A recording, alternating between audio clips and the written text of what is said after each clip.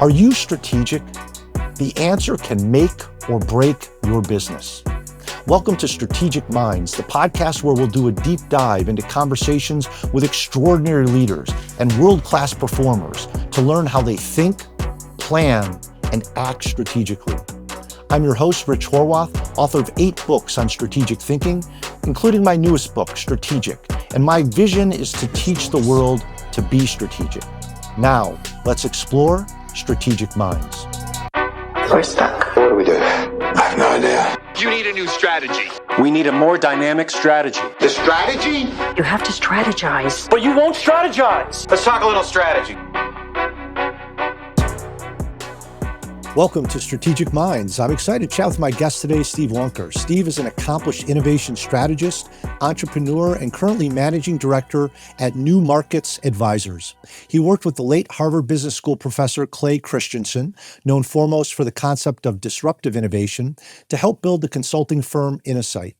Steve is a thought leader and author of 5 books spanning innovation, jobs to be done, leadership, and AI. For those of you watching on YouTube, I've got several of books, Steve's books in my library, and highly recommend them. We're going to put links to those in our show notes.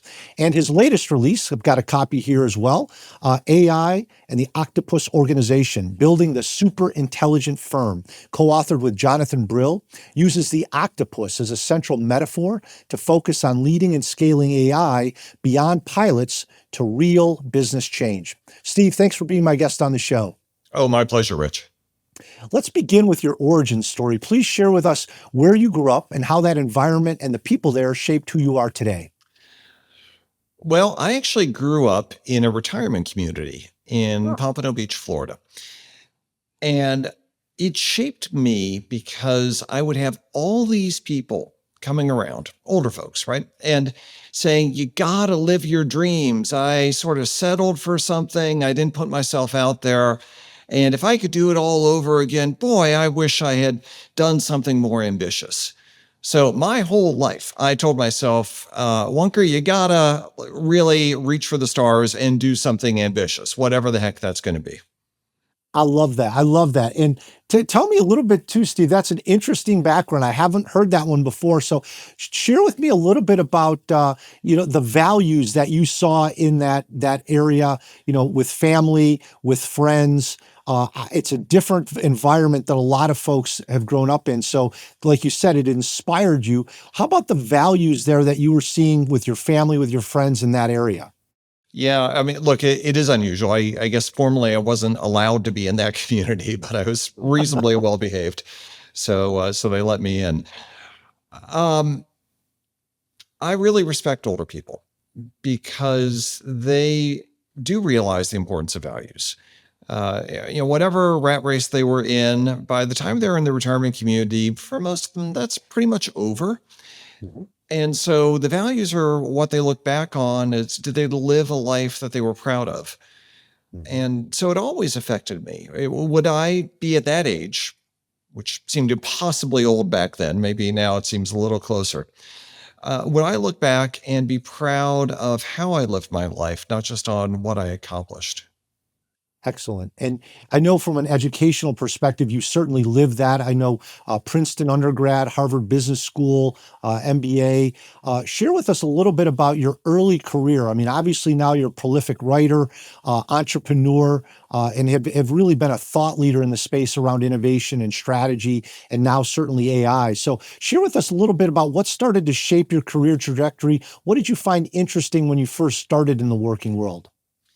So I really wanted to be in public service somehow. I went to Princeton to do a public policy degree. I actually spent a year at Columbia afterwards getting a master's of public administration. Mm-hmm. And then I went to work for George Soros on his philanthropies, the Rockefeller family, on what they were doing philanthropically. I migrated over to the UN Development Program and worked on the early implementation of the climate change and biodiversity treaties. Mm-hmm. And that probably sounds really great, but I found it to be unbelievably frustrating, particularly working on climate change, which I knew, and this was back in the early 90s, I knew this was going to be incredibly important, even if the science wasn't completely settled at that point. Mm-hmm. And yet there was so much inaction. and it was really pushing a boulder uphill. Honestly, Rich, I gave up. I gave up thinking that there was going to be a sufficient change that I could create through those institutional environments. And what I wanted to do was help shape thinking and help shape, catalyze some kind of action. So that's why I went to Harvard Business School. I wanted to somehow be involved in changing things, and I figured that was going to be the right route. Now, I didn't quite know how that was going to work out.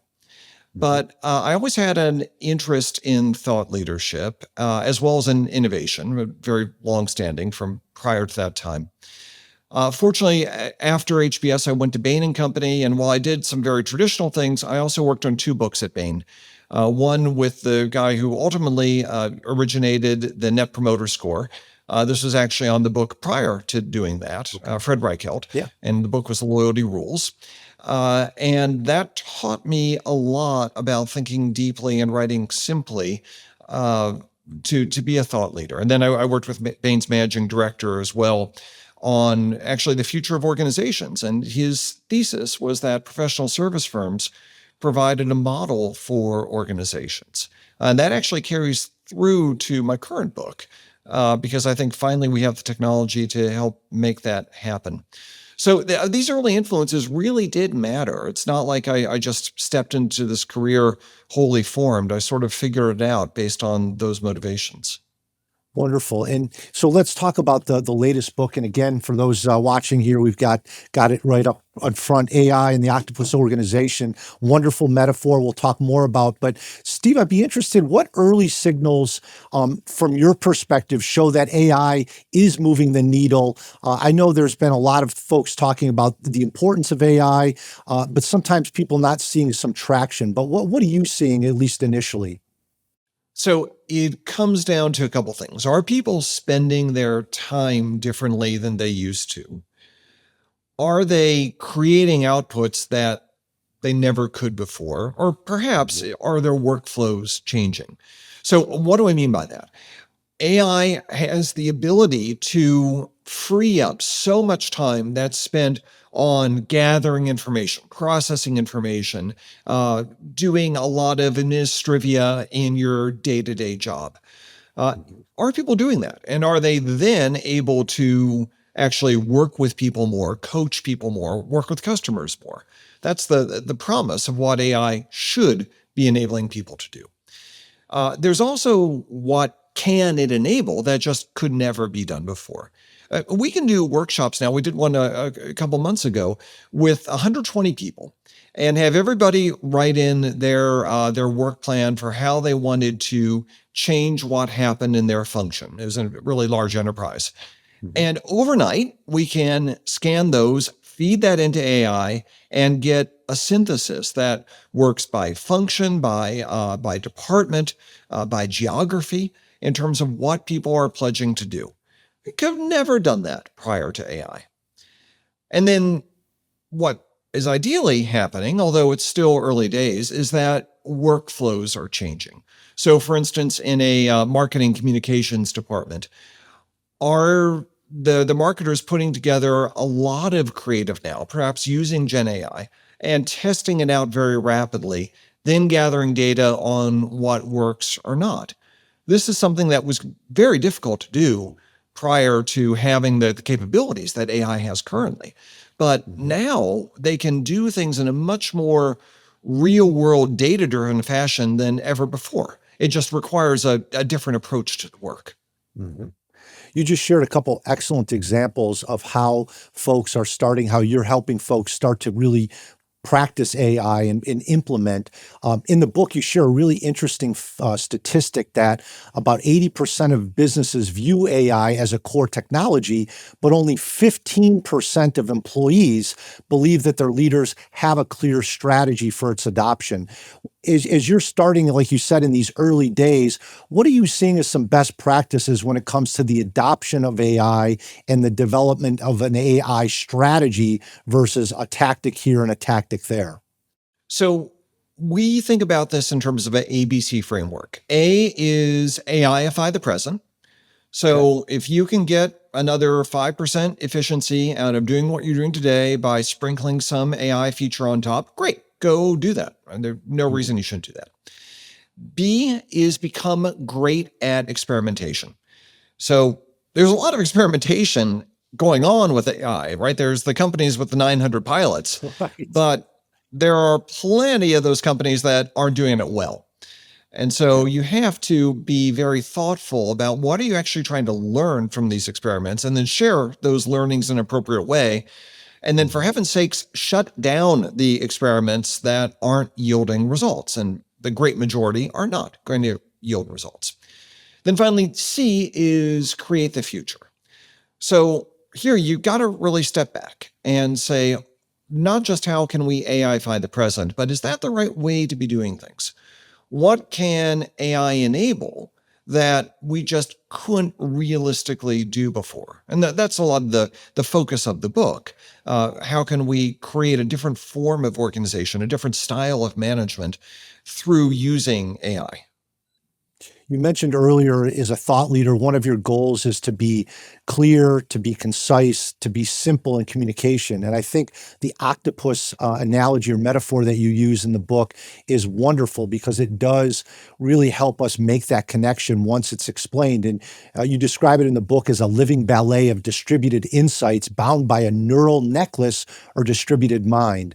And I know you and your co-author put a lot of thought into that. Maybe you could share with us a little bit about what that means really, and how people can start to think about that as they apply it to their business. So, Rich, the octopus has this incredibly weird biology.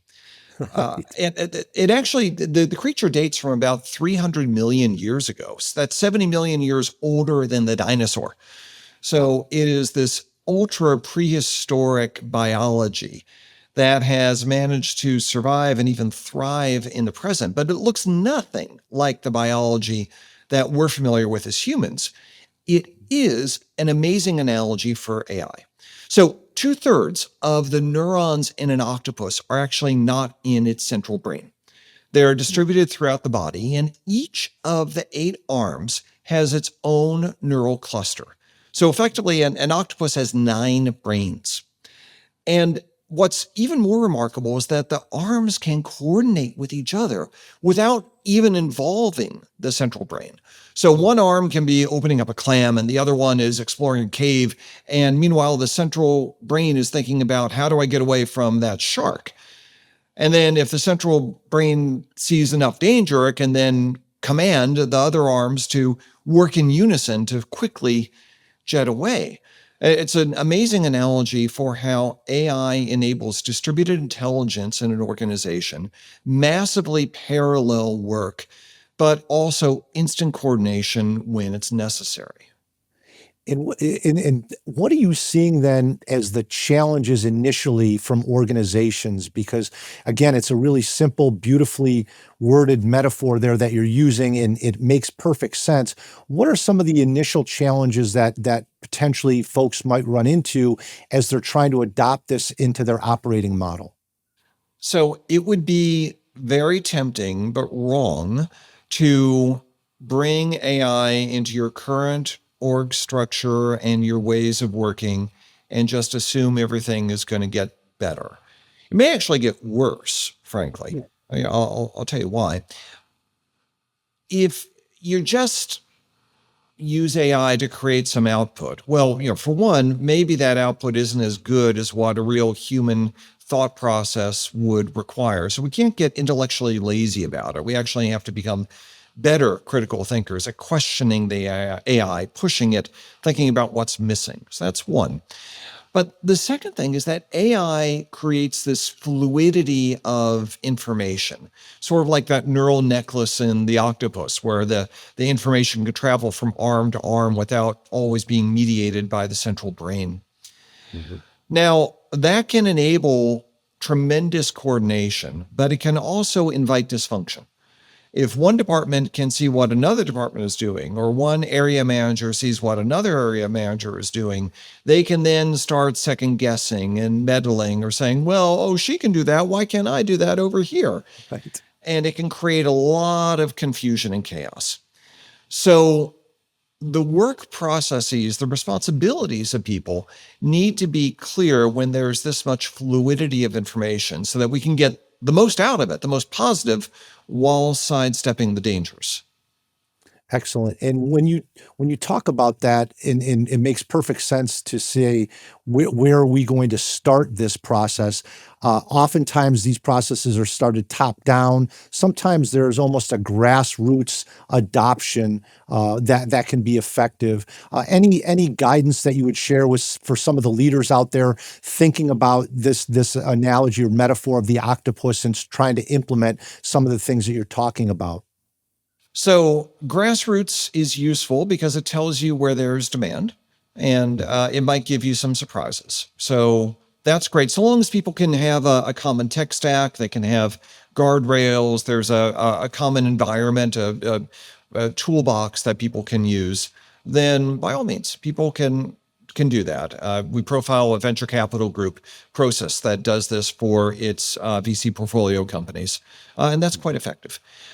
But there's also the whole scale transformation that is just never going to happen grassroots. So I wrote an article for Forbes recently about HelloFresh. They're the world's largest meal kit company in the world. They've been around about 14 years, and they have a lot of data about Rich likes to substitute chicken for pork, and Steve likes things spicy. So they know about preferences. Now, historically, they would give you a list of options.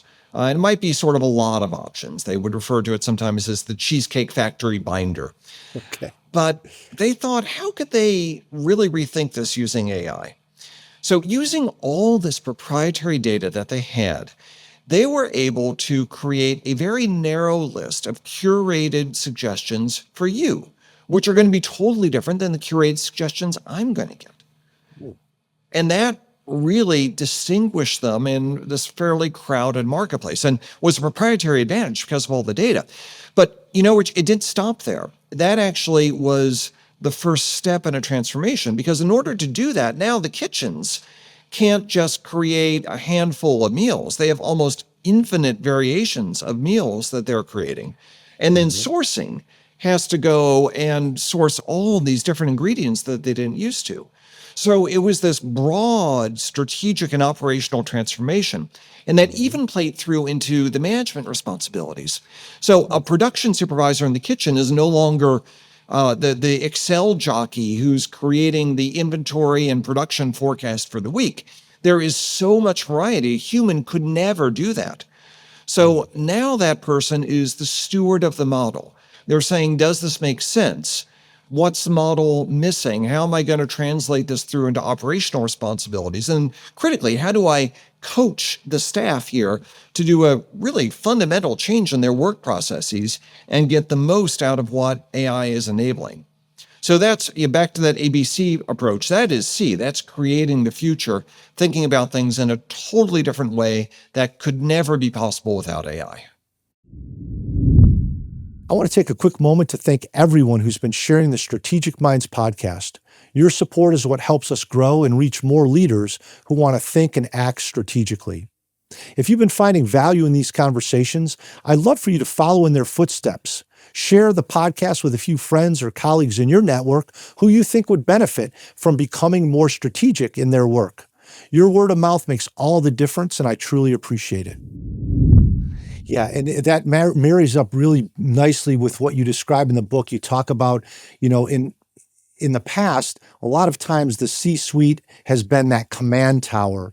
And moving forward, I think in the book you talk about really having the C-suite be more of a center of a nerve ring. And you talk in a little bit about that devolution of authority to the edges. So, share with us a little bit about how you see that devolution of authority playing out, maybe 6 months, a year into this initiative, so people get a feel how their organizations might look and change and evolve based on this sharing of authority.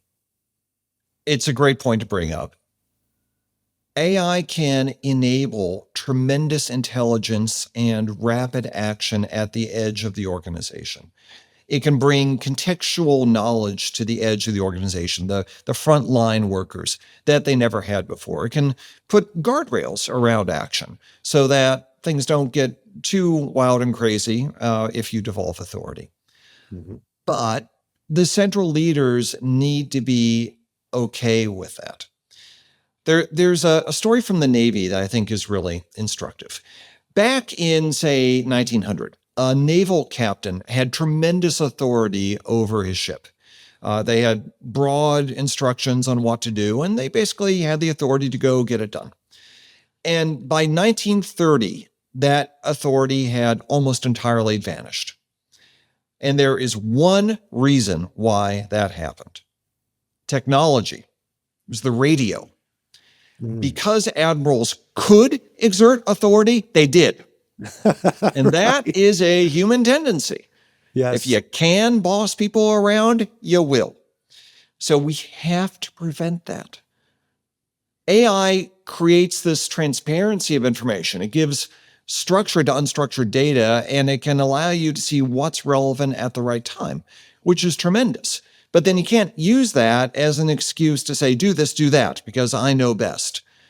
No, that is denying a tremendous amount of the potential of what AI can accomplish for you. To that point, then, we talked a little bit about how the C-suite's role might change. How about the folks that are really involved in implementation, typically that mid-level manager role, the director level type of role? What do you envision their role looking like or changing into based on some of the things that will be happening with the organization's evolution? So we looked at a lot of the literature on how middle managers spend their time. And I mean, of course, look, we do this day to day in our jobs. We work with middle managers, but we want to get the hard data. And about 25% of a middle manager's time is typically spent with customers or coaching people. And 75% is spent on administrative stuff, which is an astonishing waste of capability. Yes. Now, in AI-infused workplaces, it's very different. About 65% of a middle manager's time is spent with customers or coaching staff. It goes from 25 to 65%. So that's a humongous change in what middle managers do. You know, there's been a lot of doom and gloom about, oh, this is the death of middle managers. And no. It is absolutely not the case. Finally, it frees up middle managers to use their full set of capabilities and not be doing the production forecasts or the socialization and alignment and listening in at meetings. It allows them to really be useful and productive with their time. So good middle managers will be really liberated to use their capabilities. Yeah, I'm so glad you shared that. I was working with a group of second level leaders last week, about 25 from a healthcare company. And the biggest challenge they said was, we have too much administrative stuff. We're not spending enough time with our leaders in the field. We're not spending enough time with customers. So I think the words that you just shared are going to be very welcome by a lot of folks. And so as we talk about this change that's going to happen, we not only from a business perspective, you shared some data that shows the improvement of going from 25% to 65% time spent with customers and people versus administrative, which is a huge benefit, as you mentioned. It's also typically, and you know this better than anybody, Steve, based on your work, there's also that cultural change and that change management that needs to happen as well. What are you seeing as maybe some challenges or even then best practices to overcome the reluctance potentially for organizations to start to make some of these changes? I was talking with the CIO recently, and she said something very perceptive that really stuck with me. She said, we have hired so many people in here for their very deep, specialized expertise. And yet all of them are going to need to become change managers. Yes, if we really want to do this right, everything has to be reconsidered and changed. And that was so spot on. So that is a huge capability need that people are going to have. We talk in a chapter in the book about the emotional aspects of an octopus, which is also something that really stands out. We need to really be attuned to the emotions of change. Now, there are ways to address that, right? You need to give people some safety to experiment, to express their fears. But it's not going to be easy because, let's face it, we shouldn't sugarcoat it. There are many positions that are going to go away or that are going to get thinned out, particularly for people who can't get the most out of AI. They'll still be there, and they might be enabled a little bit by AI, but there will be fewer of them. And writ large, this is going to be a large economic change that we're all going to go through. And so there's going to be an emotional aspect to that as well. So we need to be attuned to that. We need to listen, and we need to give people the safety to try and fail a little bit as everybody, frankly, adjusts to a different way of working. Yeah, and I think you're spot on with the ability to fail and to move forward. I see still too often where organizations talk about appetite for risk, innovation, try new things, but then from an incentive perspective and maybe even a punitive perspective, career-wise, they're still not necessarily walking that talk. So I think that makes a lot of sense. Are there things that you're seeing right now, at least early on, from a metrics perspective? I know a lot of the leaders listening today are going to say, this is great. How do we, as leaders, monitor the progress? So are you thinking in phases? Are you thinking of KPIs? What do you think are the things that leaders need to look for to say, yes, we're actually making progress with the AI programs that we're implementing? So in the book, we have our last chapters on the transformation plan, and there's a 5-phase process we lay out. I won't go through the whole thing here. But look, if you don't have metrics, it's not going to happen. And so some common metrics, depends on what your purpose is, right? But some common metrics are, how are people spending their time? Is the number of meetings going down? Is the cycle time of decisions getting better? Are you able to do more rapid fire experiments? Right? What's the cost of redirection and failure? Are you able potentially to customize your offerings with a lot more speed and precision to what the actual need is? Potentially, are you able to realize pricing premiums through the customization, so you can really develop an offering that is really catered to what somebody's going to value and not deliver on the stuff they don't care about, right? So it depends on your strategic objectives, but you definitely want to set those measures in place and then have the milestones as you progress to get there. And from an expertise perspective, I know a lot of organizations that I talk with are struggling with how much of this expertise on AI do we need to bring in-house, and how much of this should we rely on external experts, because things are changing so fast. What are your perspectives on the level of expertise needed in-house versus external resources to support the internal resources? So if your question is about the technology, it really depends on what you're dealing with, right? Do you have a ton of proprietary data? How is that data structured? Do you have a common data lake environment? Are you trying to create proprietary insights from, we know a company that's creating an LLM based on telematics, for instance. Okay, that's a very specialized thing. You need to have in-house expertise.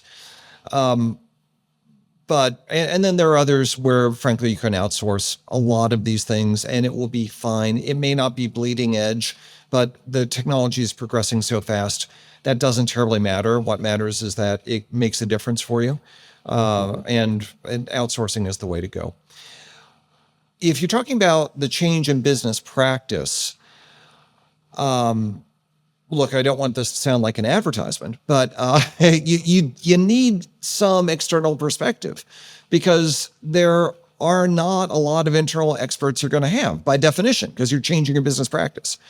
Right. So it is the virtue of folks like me that we see, and I'm certainly not the only one who does this.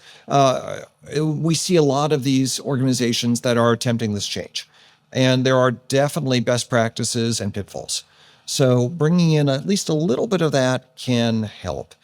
One thing I would advocate, though, is that you also have people who help you land the plane as a leader.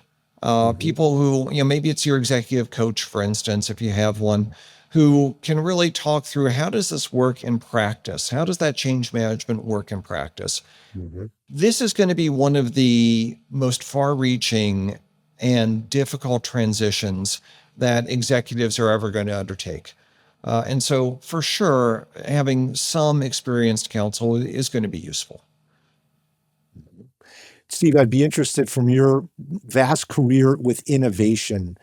I've started to read some articles in the past year or so on how do we use AI from an innovation perspective. And it's been startling to see the productivity that AI has been able to generate from an innovation standpoint around products, services, so forth. What's been your perspective to this point on AI's influence on innovation, and how might leaders be thinking about using AI to innovate? So AI is really useful in coming up with weird ideas. Okay. You need to give it a frame, though. There's this Soviet methodology that we mentioned in the book called TRIZ. It was invented by this poor soul, Genrich Altschuler. I say he was poor because he was actually put into a gulag by Stalin for inventor's sabotage, Oh, geez. which was apparently a crime in the Soviet Union.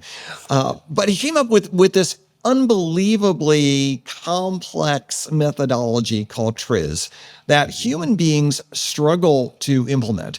But if you tell AI you are an expert in TRIZ, it knows what TRIZ is. And it can come up with some bizarro ideas for you. Now, a lot of them are going to be like weird and not practical, but I have absolutely used this and come up with some pretty breakthrough ideas that I never would have thought of. So it's a good sparring partner. It's also a great prototyping partner.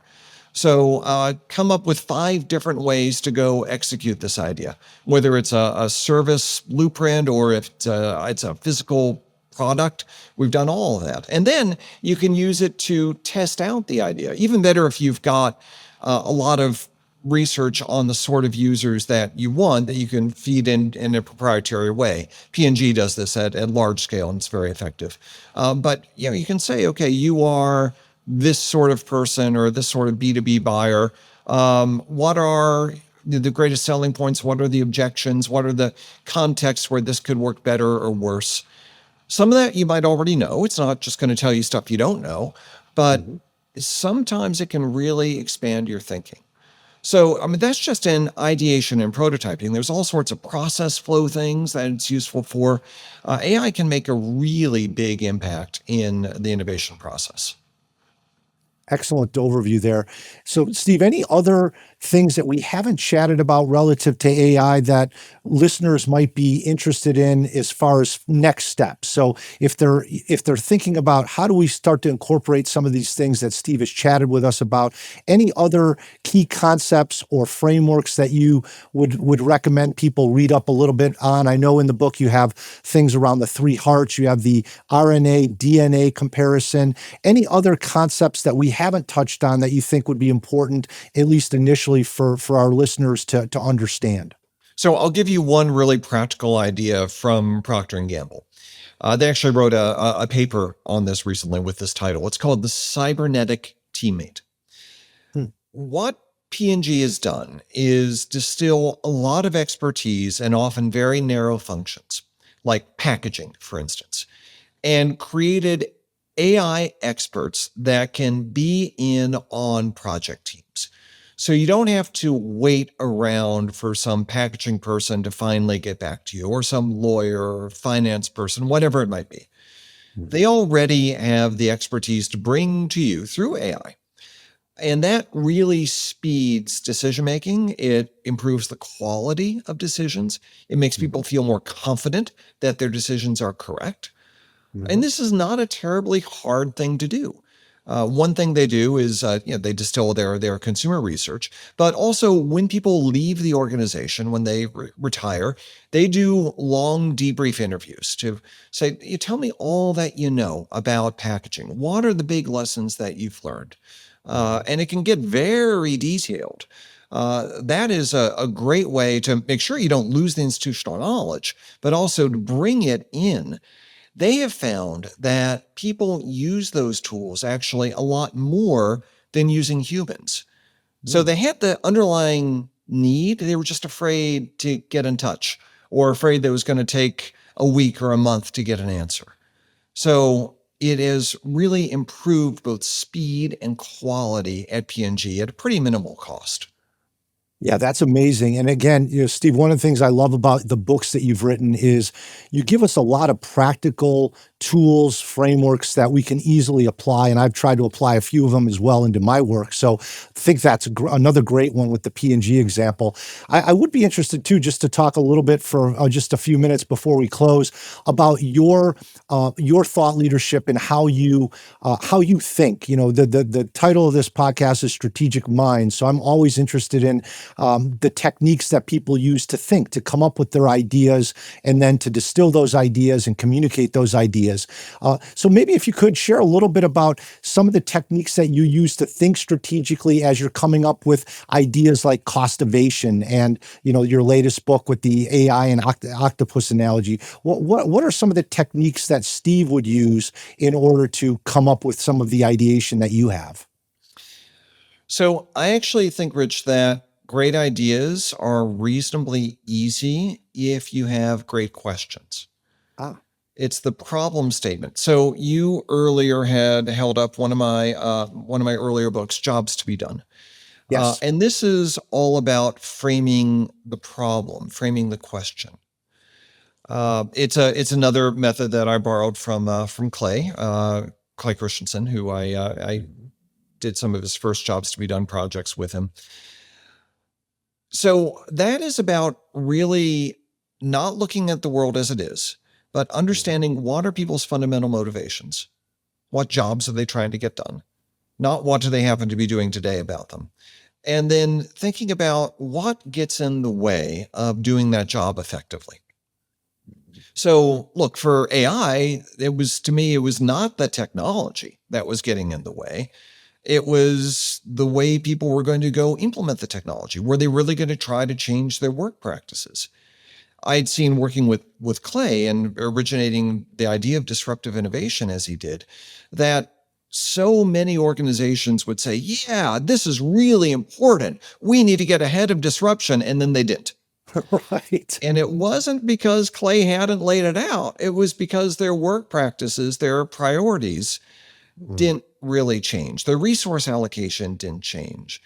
So I was pretty sure that AI was going to be one of the biggest disruptions, probably the biggest disruption we're going to see in our lifetimes.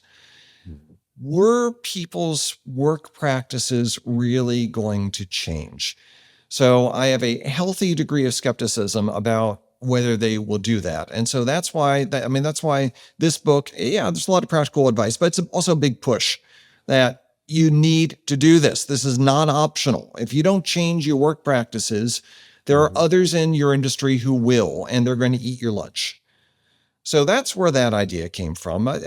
All these ideas that I have, and I've got a lot of ideas, maybe too many ideas, but it comes from really figuring out what's the right question. Yeah, that's a really powerful thing for all of our listeners. I love the idea of framing the problem statement. We're so eager to jump to the solution.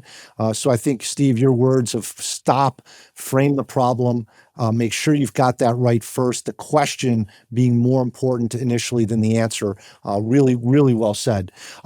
I'd love to finish then, Steve, with the Strategic Six, just so our listeners can get to know you a little bit better on the way out here before we close. So number one, what was your first job? I operated laser light shows in a planetarium that I renovated for my high school. That was my first entrepreneurial endeavor. And it taught me, Rich, to be outrageous and ask for the donation to renovate the planetarium. Some guy's actually going to say yes and write you a check for $10,000 and enable you to do laser light shows. So that was the first job. Excellent. Number two, what's your favorite vacation spot? South of France. My mother's French. We still have family down there. And it is just a totally different pace of life, a way of living. It utterly different from Paris, by the way. So it's a beautiful, not just only in the scenery, but in the way people live. Great. Number 3, what's the one word that best describes you? Oh, curious. I've always been curious. I continue to be curious. That's probably why I love thought leadership, because it gives me a license to be curious. Yes, well said. Number 4, what's the one book that's had significant impact on your development? You know, when I first interviewed with Clay Christensen, I had never read his stuff. I'd read about it. I thought I understood it. And I'd been a tech entrepreneur. And then the weekend before, I figured, okay, I've got the big interview. I've got to read it. And this was The Innovator's Solution, which was the sequel to The Dilemma that I read first. And I smacked myself and I said, I've been so stupid. I would have saved myself so much grief by reading this book 5 years ago. So for heaven's sake, read that book. There's a reason it sold 2 million copies. Don't just have it on the bookshelf. Read it. It's awesome. Great recommendation. Number 5, what's the one piece of advice you'd like to most share with other people that would fit on a bumper sticker? Ask, ask, ask. My 3-word advice, just like I did for the planetarium, just like I do for the hard, sometimes silly questions that end up uncovering a big problem. You can't be curious if you don't ask. So ask, ask, ask. Excellent. And number 6, what's the most exhilarating moment you've experienced in your professional life? I love seeing things come to fruition. One thing we did, we talked about on the website, we created the electric vehicle strategy for Mahindra, which is India's largest vehicle maker. And we said, don't make electric cars. Focus on 3-wheelers, tuk-tuks or urban like cargo transport. And now if you go to India, you see them everywhere. India is actually the world leader in electric 3-wheelers. Mahindra is a world leader in electric 3-wheelers. So that's just incredibly satisfying because it makes the world a better place. And it was a great business result for the client too. Yeah, a great example. And Steve, I really appreciate the thought-provoking topics you've shared with us today. I think we all know AI is really important, so it's a true gift, the book that you've just written. And I really appreciate the time that you took today to share some of your ideas on what the book really means. How do we start to apply some of these things in additional resources? We'll also put links in our show notes to Steve's other books, which I highly recommend.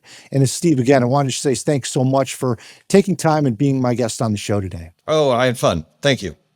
What are we talking about? Practice? Practice makes perfect. Practice makes profit.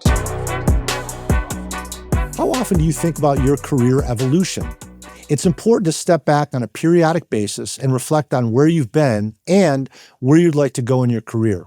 An exercise I lead with executives that I coach you can practice includes these following areas. Number 1, end game. Describe your desired situation when you retire. What's your role? Where's the location? Be very specific on what you're looking to be, where you're looking to be at the end of your career. Secondly, location. Where are the requirements regarding the geographic location of your next opportunity? So is it in the US? Is it Italy? Is it Europe, South America? Where do you really want to be location-wise? Then company. What type of organization would you prefer to lead? Startup, market leader, turnaround, for-profit, nonprofit. I worked with many executives that have gone both from for-profit to nonprofit, nonprofit to for-profit, large company to small company to large company. So be really specific in what you envision for that next opportunity. Then culture. What are the specific values and behaviors you'd like to see in a prospective company? These days, we're seeing a lot of executives leaving, exiting companies within 18 months, not because the business performance was bad, but because there wasn't a cultural fit. And again, culture really revolves around the behaviors. So study the behaviors and make sure that's going to be a fit as well. Then role. What role would you consider and what types of responsibilities would you require to be fully engaged? So look at the activities. What are you actually going to be doing day in and day out? And is that going to engage you at a high level? And then finally, sources. What specific sources can assist you in identifying new qualified opportunities? Perhaps you have recruiters that you work with, your network contacts, former colleagues. So create a chart of all of those sources and then start to mine that as well. It's easy to be caught up in our day-to-day activities for our current job, but I found that the most effective leaders are also looking at the end game and then building stepping stones to that end game as they evolve their career. I appreciate your strategic mind. Must have a strategic brain, Mike. Great strategic minds of tomorrow, right here. In this segment, The League of Strategic Minds, I answer questions submitted by listeners. Today's question: what elements should I include in a one-page business plan? I'm a big fan of using a strategy print or blueprint for your business. And the main things that you should include are, number one, your insights around customers, competitors, company, and market. So those 4 areas. What are the new things, the new ideas that you have that potentially could lead to strategy? And then the other main element, in addition to insights on your one-page business plan, is your action plan, which includes your GHOST framework: goals, objectives, strategies, and tactics.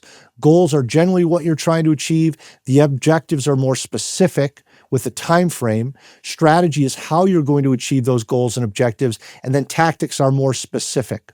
So those are the main elements I would include in a one-page business plan. If you'd like, you could also at the top include your purpose, your mission, vision, and values. If you have a question you'd like answered, visit the Strategic Minds page on the website strategyskills.com and complete the brief submission form. If your question is selected, you'll receive some strategic swag for your contribution. Any insights? You play to win the game. Any further insights? You don't play to just play it. Insightful. I want winners. I played the game to win. I want people that want to win. It's very insightful. To close today's show, our Winsight, or idea for advantage, comes from Cal Henderson, co-founder of Slack, who said, "What are the things that are most strategically important? And am I allocating my time to them correctly? Am I spending the right percentage of my time on them? It's easy to get lost in the weeds." At this point in the year, are you and your team lost in the weeds? If so, it's time to start putting some structure around your strategy conversations in order to focus on the truly important business issues. If you spend most of your time as a leadership team talking about tactics, guess what? You'll always be tactical rather than strategic. Thank you for listening to today's episode of Strategic Minds. I hope this conversation gave you some valuable insights that you can apply to your business and put into action. If you found this episode helpful, we'd greatly appreciate it if you'd leave a short review, maybe even a 5-star review on your podcast player. And thank you to everyone who's been sharing the podcast. Your support really helps us grow and make the world a little bit more strategic. If someone in your network could benefit from this conversation, please feel free to share it with them. If your team is ready to strengthen its strategic thinking and planning skills and get beyond the day-to-day tactical grind, visit strategyskills.com. There you can explore our workshops, online courses, strategic coaching, free Strategic Thinker newsletter, and my latest book, Strategic. You can also take your leadership development to the next level with the Strategic Fitness System, our state-of-the-art executive development platform. Until next time, remember, be strategic to be your best.